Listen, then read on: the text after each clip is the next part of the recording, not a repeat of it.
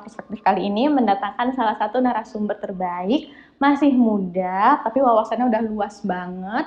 Ini kalau nggak salah sih di bidang ekonomi ya, dia lebih fokusnya. Namanya kita bisa kenalan langsung dengan namanya siapa? Halo semuanya, nama saya Iputu Takumi Wijaya. Bisa dipanggil Takumi aja biar singkat ya. Takumi. Manggilnya enaknya Kak, Bang, Mas, Bro, Om, Sis. Kakak aja. Oh, Kakak. Ya. Jadi Kakak Takumi. Ya. Kita mulai dengan basic sedikit ya. Oke, ya. Kemarin kuliahnya di mana, Kak? Saya kebetulan kemarin kuliahnya di Fakultas Ekonomi Gadjah Mada, di Universitas Gadjah Mada, ngambil jurusan manajemen. Kebetulan juga pernah dapat kesempatan buat exchange juga ke Jepang, itu di Kyoto University, salah satu perguruan tinggi terbaik lah di Jepang. Ya. Berapa lama itu? Waktu di Jepang kurang lebih hanya setengah tahun waktu ya, 6 bulanan. Ya. Itu ngapain di situ? Di sana kita belajar lebih dalam mengenai international business dan juga terutama wira swasta ya, yang berkaitan erat sama misalnya kayak venture capitalist, startup in general. Karena waktu itu juga pengajarnya lumayan berkualitas ya. Ada dosen saya juga ada yang dari kerja di World Bank, kemudian mereka mendatangkan narasumber juga dari visi-visi yang ada di Jepang dan sebagainya seperti itu. Jadi ya menambah wawasan juga ketika itu di sana. Ya, dibayarin. Wow, dibayarin guys, itu yang paling penting. Gratisan ya, jadi gratisan. Terus sekarang lagi sibuk ngapain aja, Kak? Sekarang saya kebetulan karena corona ya, saya sebetulnya ada bisnis food and beverage. Saya jualan sushi, ada Maiko Sushi, itu lokasinya di Seminyak. Mungkin kalau yang mau mampir, minggu depan udah mulai buka lagi ya. Seminyak di mana ini? Kan Seminyak panjang. Iya, dekatnya Nuris, Gusto Gelato itu ya. Dekatnya Gusto. Gusto Gelato. Ya, dekat-dekat sana lah, dekatnya Inke ya, daerah sana ya. Ada ikonik apanya gitu nggak yang bikin gampang nyarinya? Oh, ini Maiko nih gitu. Dekatnya LP. Oke, berarti masuknya dari deketan mana nih? Dari LP apa? Dari LP aja bisa belok kiri langsung. Sampai di sana. Sushi base. Sama ada minuman juga. Ada minuman juga. Nanti kita kebetulan karena zaman corona ya, kita juga kerjasama sama salah satu perusahaan kopi yang base-nya di Bali. Jadi biar kolaborasi karena sekarang kondisinya lagi susah. Karena kebetulan kan dulu kan target marketnya emang orang-orang luar ya, orang bule ya. Tapi karena sekarang nggak ada yang datang, karena sekarang ya bisa dilihat sendiri arrival di Bali kan hampir nol ya. Ya mau nggak mau kita harus tetap berusaha dan beradaptasi dengan lingkungan, dengan keadaan yang ada. Kapan lagi bukanya? Hari Minggu, tanggal 5. Hari Minggu, tanggal 5 sudah mulai beroperasi normal kembali. Dari jam berapa sampai jam berapa? Dari jam 5 sore sampai N. Sampai N. Yang sampai N ya, sampai N yang masih dianjurkan oleh pemerintah. Sampai N, Pak. Sampai N. Jadi tinggal dinego aja jamnya sama ownernya langsung. Ya, gampang lah itu. Terus selain itu, selain sibuk si Maiko ini, apalagi ngapain lagi selama ini? Selama pandemi kan soalnya kita di rumah aja nih. Selain itu saya juga sekarang sedang sibuk ngurusin suatu inisiatif ya yang saya buat sama rekan-rekan saya juga dari UGM, namanya investasi. Itu kita bergerak di bidang konsultasi keuangan, baik untuk perusahaan maupun secara personal. Jadi kita ngajarin bagaimana, kalau untuk personal ya, bagaimana basic mengelola keuangan pribadi, kemudian kalau misalnya ada yang bertanya tentang asuransi dan sebagainya, terus mau bermain saham, terutama dengan metode-metode yang diajarkan oleh Warren Buffett ya, orang terkaya nomor 3 di dunia. Nah, dia kan menggunakan metode yang namanya value investing. Nah, jadi kita mengajarkan orang bagaimana bermain saham atau berinvestasi saham dengan cara yang baik dan nggak pingin cepat kaya. Jadi nggak ada yang instan ya. Jadi mengikuti prosesnya ya, maksudnya ya. Mengikuti prosesnya seperti itu. Kalau untuk perusahaan ya, kita berusaha membuat perusahaan itu secara finansial kuat ya, terutama ketika nggak tahu ya ada pandemi seperti ini kan. Jadi kita bikin di awal-awal kita bikin sehat mungkin secara keuangan. Jadi ketika ada apapun kita masih bisa survive seperti itu. Ini interesting sih sebenarnya karena kemarin kalau aku nggak salah sempat featuring sama beberapa company juga ya.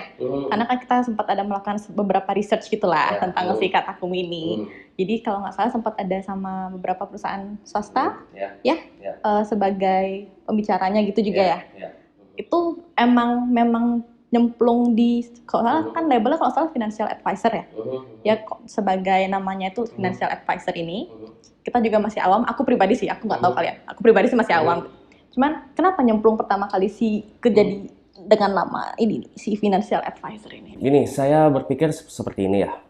Anda manusia umumnya ya di dunia ini ya, mau pekerjaannya apapun ya, mau pengacara, mau dokter, mau apapun lah pekerjaannya, pasti akan berhubungan dengan yang namanya uang. Dan dan nggak semua orang tahu bahwa uang itu ada ilmunya.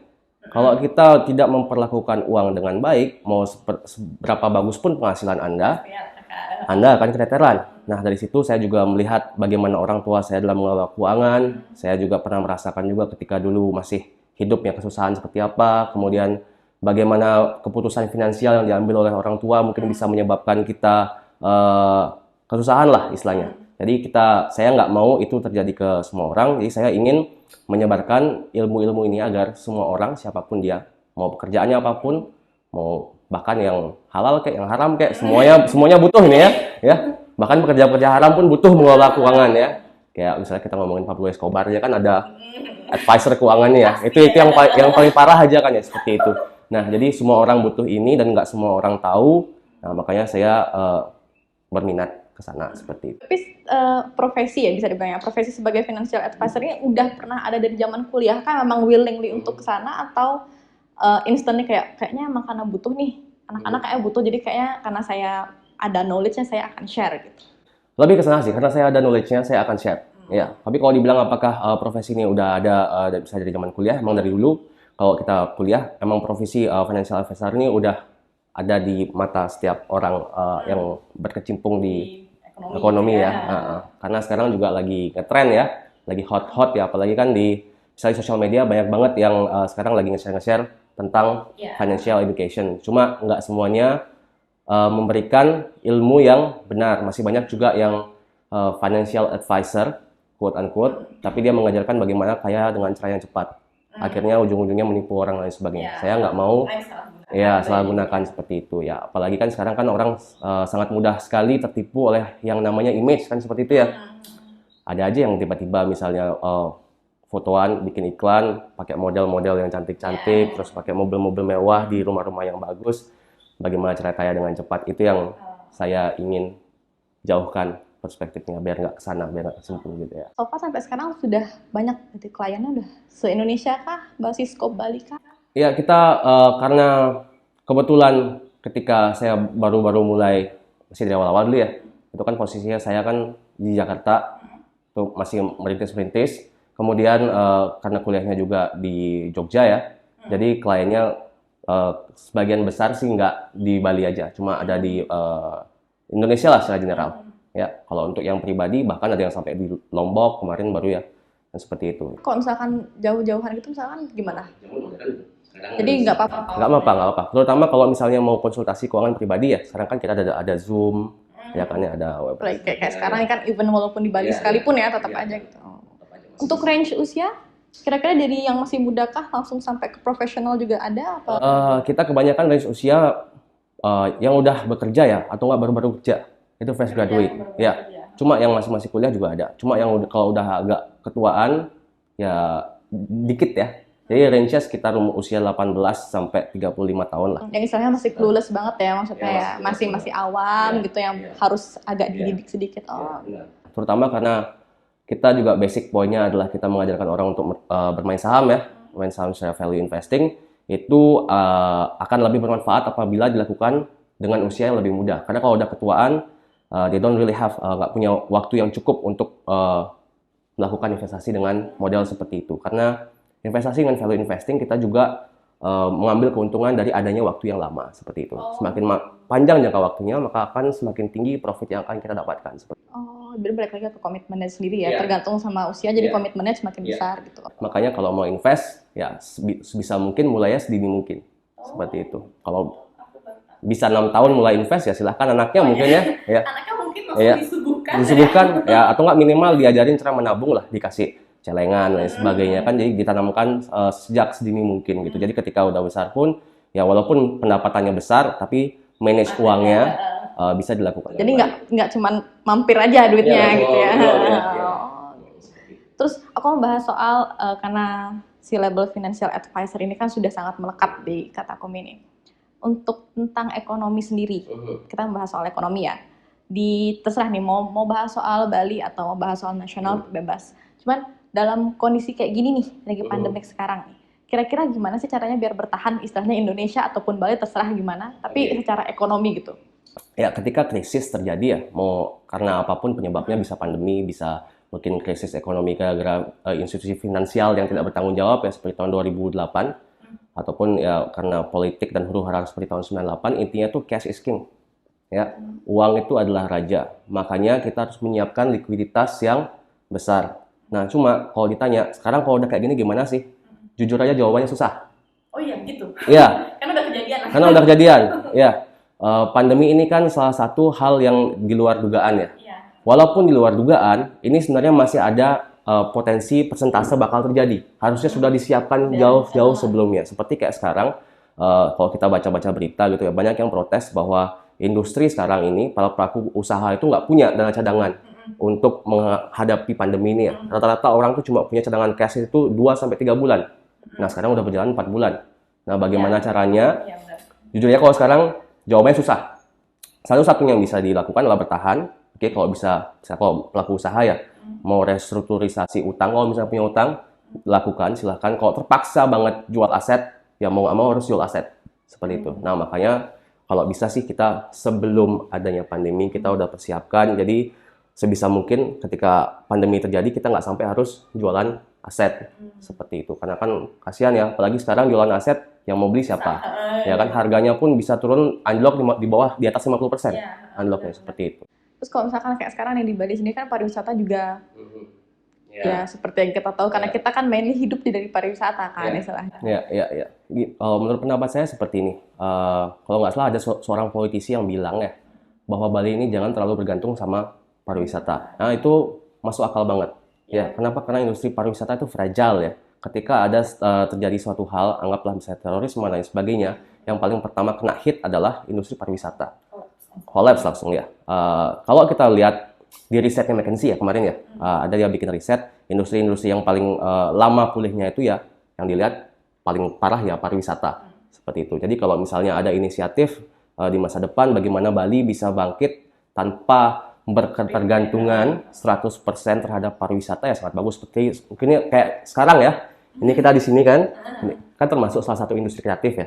Nah seperti itu. Jadi mungkin karena orang Bali itu kan artistiknya tinggi banget, kreativitasnya kan tinggi banget. Sayang banget kalau cuma dimasukkan ke dimasukkan ke industri pariwisata lah istilahnya kan gitu ya. Kan masih bisa kita bikin industri lain ya. Kalau bisa menghasilkan satu produk yang bisa kita ekspor atau enggak misalnya kita memanfaatkan multimedia seperti ini, memanfaatkan internet dan lain sebagainya kan sangat bagus sekali, terutama untuk di masa depan. Kayaknya kalau misalkan aku juga nggak salah ya, kayaknya dari kemarin-kemarin tuh memang sudah mulai bergeser nih pariwisata Bali tuh kayak kecari ke industri lain, cuman masih majoritinya masih nyemplung di pariwisata karena emang udah image-nya Bali seperti itu kan. Sama kayak tadi dibilang sama Kak Tukumin, jadi kalau misalkan istilahnya ada sesuatu nih terjadi di pariwisata udah deh semuanya gone, sudah vanish langsung semuanya kan. Iya sih benar. Cuman kalau misalkan nih kayak sekarang kan kita untuk merubah haluan lah bisa dibilang dari pariwisata ke industri lain gitu, itu kan lumayan sulit ya, apalagi dengan kebiasaan orang-orang Bali sendiri emang sudah patokannya pasti pariwisata gitu. Kira-kira nih yang kalaupun memang bisa dialihkan ke industri lain, itu anak-anak atau nggak usia-usia berapa, habis itu industri apa yang paling direkomend? Kayak tadi kan Kakak bilang ada McKinsey udah melakukan riset-riset kayak gitu tuh. Ada nggak sih industri apa yang kira-kira kayak bisa nih bertahan long term gitu selain pariwisata? Kalau kita lihat sekarang industri yang paling robust ya, paling mampu bertahan kan otomatis IT ya.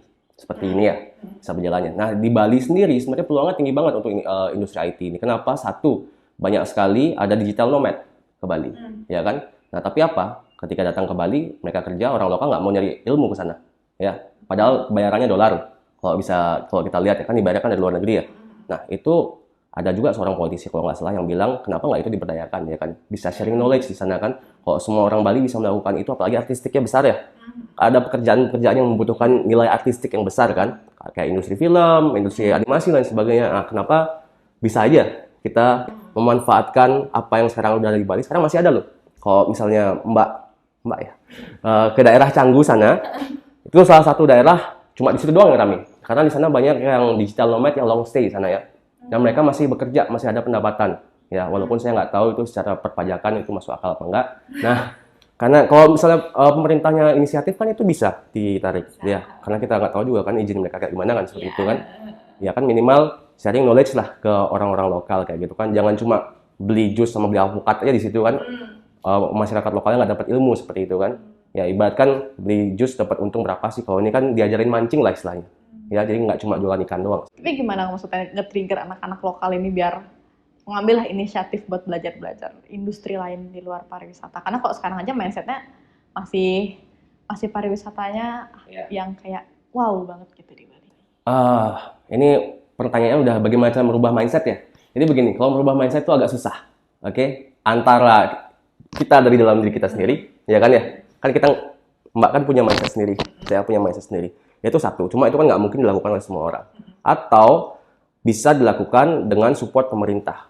Ya, pemerintah yang jadi ada external factor, mungkin dikasih insentif untuk bagi pelaku industri kreatif, misalnya dapat misalnya kayak insentif pajaknya lebih murah atau enggak mungkin dapat subsidi apa gimana kan bisa. Jadi harus ada juga peran pemerintah di sini. Bukannya saya mau gimana ya, kayak kok semuanya ke pemerintah gitu ya. Cuma di sini kalau mau ada perubahan yang signifikan nggak bisa sendiri-sendiri. Harus ada peran juga dari pemerintah yang secara menyeluruh membuat Bali ini tidak bergantung pada pariwisata. Nah, sebenarnya aku nanya-nanya juga karena balik lagi ke ekonomi tadi kan, karena amit-amit nih kita kan juga nggak mau ya ada pandemi lagi kan istilahnya. Kok misalkan just in case gitu kan, tiba-tiba happening lagi kan paling nggak orang-orang kayak kita nih bisa tahu kan, oh iya kita harus justru karena sekarang sudah kejadian mungkin udah timingnya udah pas banget kita harus prepare nih istilahnya nih mau kayak gimana gitu kan istilahnya.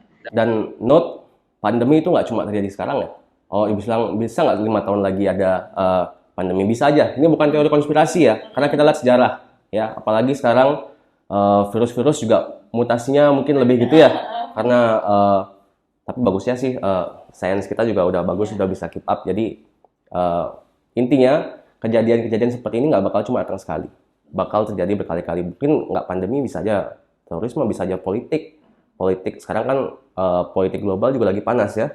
Sekarang misalnya China sama India itu lagi in the middle of perang dingin lah ya, di perbatasan udah saling gebuk-gebukan bahkan sampai ada yang meninggal seperti itu. Sekarang di Indonesia lah, di Laut Cina Selatan sekarang lagi ada isu perebutan kan wilayah di sana kan, itu juga keras sekali. Kita nggak tahu kan, sekarang udah 100 tahun, hampir 100 tahun dari Perang Dunia Pertama.